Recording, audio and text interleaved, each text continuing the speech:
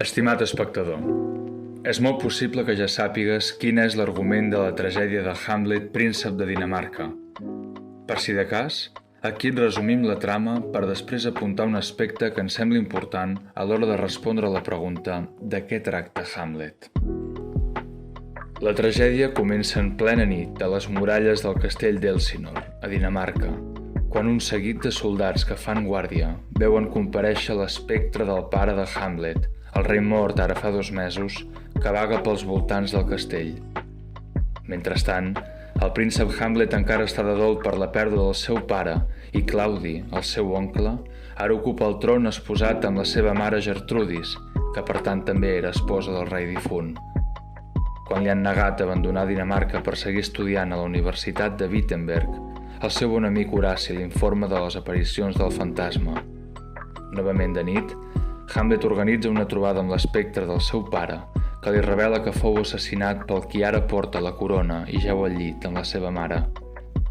Per evidenciar el crim inconfessable, Hamlet traça un pla i, fent-se passar per boig, orquestra una representació teatral que haurà de desemmascarar el seu oncle.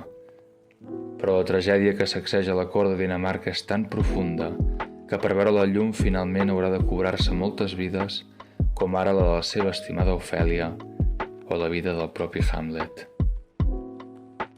Però sovint s'ha assenyalat que Hamlet és molt més que la trama concreta de la tragèdia. Jean Cot, en el seu Shakespeare contemporani nostre, ho explica així. Mentre que tots els personatges tenen dins de l'argument unes circumstàncies concretes i prou definides, Hamlet no és només l'hereu de la corona que intenta venjar-se per la mort del seu pare. Les seves circumstàncies no el defineixen, o com a mínim no el defineixen inequívocament. Pot ser que les seves circumstàncies li vinguin imposades, però Hamlet les accepta i alhora va contra elles. Accepta el paper i ell mateix està fora del seu paper. No s'hi identifica, està per sobre. És cert que això és aplicable a totes les obres de text. L'argument defineix les circumstàncies i les accions, però no els motius ni la personalitat dels personatges. Això de fet també passa fora del teatre, a la vida mateixa. Però el cas de Hamlet és específic perquè és un protagonista que fuig constantment del paper que li manen les seves circumstàncies i que es nega a revelar els motius de les seves accions. Això s'ha de definir en cada posada en escena i tot i així és sempre com un abisme infinit que cada muntatge intenta escrutar amb una llanterna massa petita. Si Hamlet ha esdevingut un personatge icònic, algú diria un mite de la modernitat, és en part perquè no s'esgota mai en el text.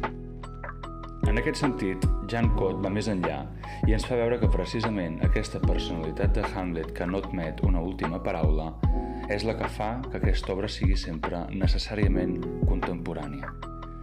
Diu: Hamlet és com una esponja. Sempre i quan no es posi en escena de manera estilitzada o antiquada, absorbeix immediatament la contemporaneïtat. És l'obra més estranya que mai s'ha escrit, precisament per aquests forats seus, per aquestes imperfeccions. Hamlet té un gran argument en el que cada personatge desenvolupa un paper més o menys tràgic i cruel. I cada època assigna els papers de nou i els envia a l'escenari.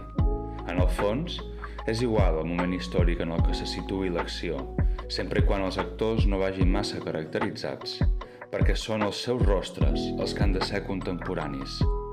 Si no, per contra, estaran representant una obra d'època en comptes de Hamlet. Així doncs, si és sempre un mirall del moment, si és necessàriament contemporani, de què va Hamlet? La resposta que podem donar és que en aquests moments estem precisament creant una resposta.